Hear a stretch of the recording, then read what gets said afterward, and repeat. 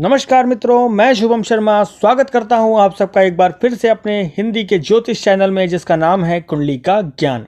अपने इस चैनल पे मित्रों हम करते हैं आपकी जन्म पत्रिका का विश्लेषण, जो डिटेल आप हमें हमारे कमेंट बॉक्स में देते हैं।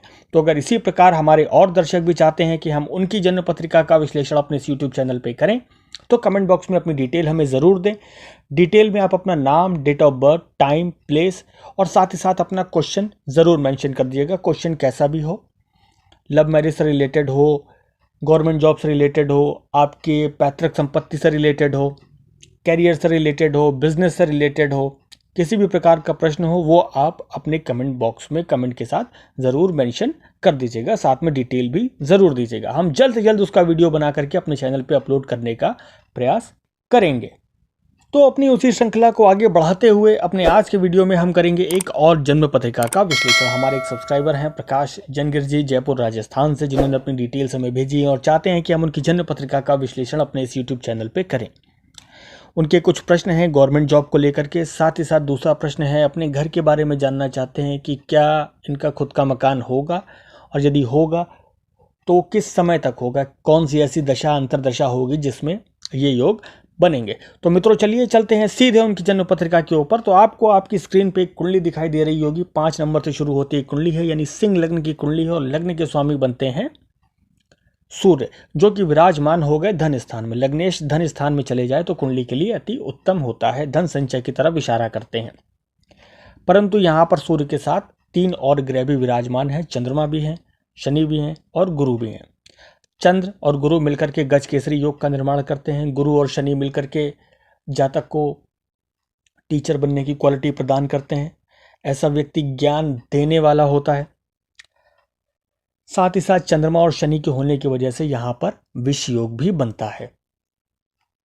तो इस भाव में जो है वो सभी ग्रह अपने अपनी दशा अंतरदशा में अपने अनुरूप फल देंगे। यदि अगर शनि और चंद्र की दशा अंतरदशा आती है तो उसके अकॉर्डिंग धन हानि होगी। यदि अगर गुरु और चंद्र की दशा अंतरदशा आती है तो धन लाभ होगा, धन संचय होगा, पैतृक संपत्ति की प्राप्ति होगी। साथ ही अगर किसी भी कुंडली में लग्नेश धन स्थान में चला जाए, अपने से दूसरे स्थान में चला जाए, तो ये एक धन योग का निर्माण करता है, जो कि धन संचय और पैतृक संपत्ति की प्राप्ति की ओर इशारा करता है। इतने सारे ग्रह हैं इनके इस स्थान में, जो कि वाणी को कभी सौम्य तो कभी कर्कश बना देते हैं। अब मित्रों लग्न में ही शुक्र विराजमान है। शुक्र सूर्य के घर में इतने अच्छे नहीं माने जाते। ऐसी स्थिति में शुक्र व्यक्ति की पर्सनैलिटी को थोड़ा सा नीला कर देते हैं, अर्थात सांवला बना देते हैं। साथ ही साथ शुक्र की दृष्टि पड़ती है कुंडली के 7वें स्थान में, जहाँ पर 11 नंबर लिखा है। अगर शुक्र विवाह स्थान को देखे तो दाम्पत्य जीवन अच्छा रहता है, और ये घर इनके परम मित्र और शिष्य शनि का है, तो इनकी कुंडली के लिए ये पॉजिटिव है।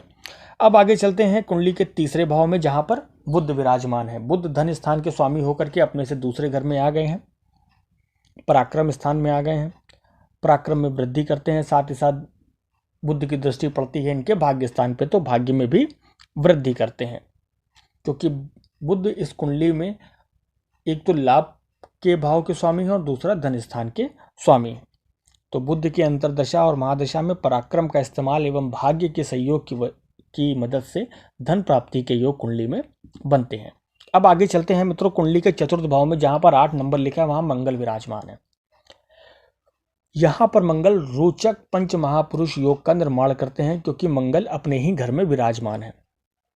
अब जैसा कि आपका प्रश्न था कि क्या गवर्नमेंट जॉब से रिलेटेड आपकी कुंडली में योग बनते हैं कि नहीं, तो देखिए डिफेंस सेक्टर से रिलेटेड योग बनते हैं, क्योंकि ये स्थान सुख के साथ साथ घर, भूमि, इन सब का भी है। और यहाँ पर मंगल किसी की भी कुंडली में अगर मंगल इस स्थिति में या उच्च के होकर के अगर विराजमान हो, तो ऐसा व्यक्ति को डिफेंस सेक्टर में जो है वो अपॉर्चुनिटीज मिलने के बहुत ज़्यादा योग रहते हैं। ऐसे व्यक्तियों को मातृभूमि से अत्यधिक प्रेम होता है। तो मंगल की स्थिति यहाँ पर इनको बनाती है, रोचक योग प्रदान करती है।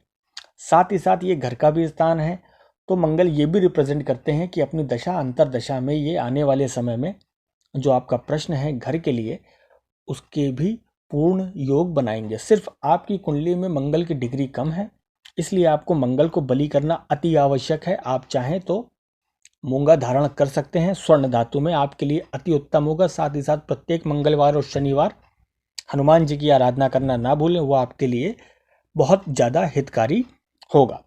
अब आगे चलते हैं मित्रों कुंडली के छठे भाव में जहाँ पर केतु विराजमान है। हमने आपको अपने पिछले कई वीडियोस में बताया कि केतु यहाँ पर बैठ करके रोग ऋण रिपु से रिलेटेड समस्या प्रदान करते हैं, कर्ज बढ़ाते हैं, शत्रुओं की संख्या बढ़ाते हैं, साथ ही साथ बीमारियां भी प्रदान करते हैं। अब आते हैं कुंडली के 12वें भाव में जहां पर राहु विराजमान है। राहु यहाँ पर बैठ करके लीगल कॉम्प्लिकेशंस बढ़ाते हैं, साथ ही साथ कोर्ट कचहरी के चक्कर लगवाने का काम या इन सब कामों में खर्चा कराने का कार्य करते हैं। राहु जिस स्थान में बैठता है वो व्यक्ति की जो है वो डिजायर्स को दर्शाता है कि व्यक्ति क्या चाहता है। राहु इस स्थान में बैठा है तो ये दर्शाता है कि ऐसे व्यक्ति जो हैं विदेश यात्रा के शौकीन होते हैं, साथ ही साथ खर्चा करने के शौकीन होते हैं। राहु अगर आपकी कुंडली में किसी भी स्थान में बैठ जाए तो समझ जाइए आप उसके पीछे जीवन भर भागते रहेंगे। अब मित्रों अगर आप देखिए कुंडली में तो पूर्ण रूप से काल सर्प दोष से युक्त है, क्योंकि सभी ग्रह राहु से लेकर के केतु के बीच में विराजमान है। तो इस दोष का निवारण करिए और साथ ही साथ मूंगा धारण करिए, हनुमान जी की आराधना करिए, आपके सभी कष्टों का निवारण होगा। तो मित्रों ये था इनकी जन्म पत्रिका का विश्लेषण और इनके प्रश्नों का उत्तर। हम आशा करते हैं आपको हमारा वीडियो पसंद आया होगा। अगर इसी प्रकार आप भी चाहते हैं कि हम आपकी जन्म पत्रिका का विश्लेषण अपने इस यूट्यूब चैनल पर करें तो कमेंट बॉक्स में अपनी डिटेल हमें ज़रूर दीजिएगा। हम जल्द से जल्द वीडियो बना करके अपलोड करने का प्रयास करेंगे और निस्वार्थ भाव से हमारी इस सेवा को जारी रखने के लिए हमारे चैनल को सब्सक्राइब करना मत भूलिएगा। तब तक के लिए मित्रों हम मिलते हैं आपसे अपने अगले वीडियो में। बहुत बहुत धन्यवाद।